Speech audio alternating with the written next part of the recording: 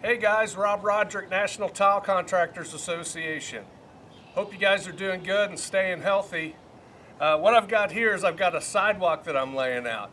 We're going to talk a little bit about what our industry standards and best practices are for layout.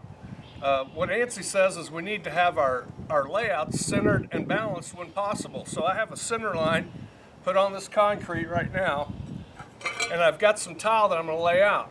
I have a tile here that I found the center of the tile, and I'm simply going to lay it on this chalk line to give us a centered starting point.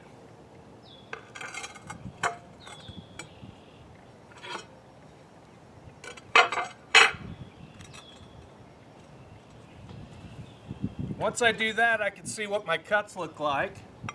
I've already got some cuts here.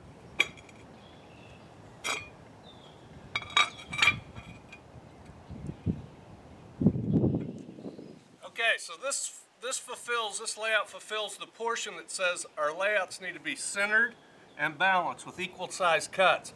But there's always two ways to center. I'm going to show you another way which will give us actually larger cuts.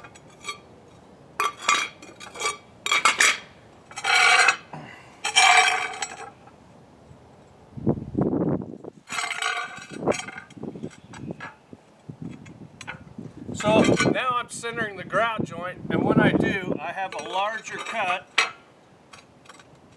which is actually a full tile in this situation. So this fulfills the requirement of centered and balanced with no cuts less than a half tile. That's the other part of ANSI. You know, we want to have cuts no smaller than half tile whenever possible.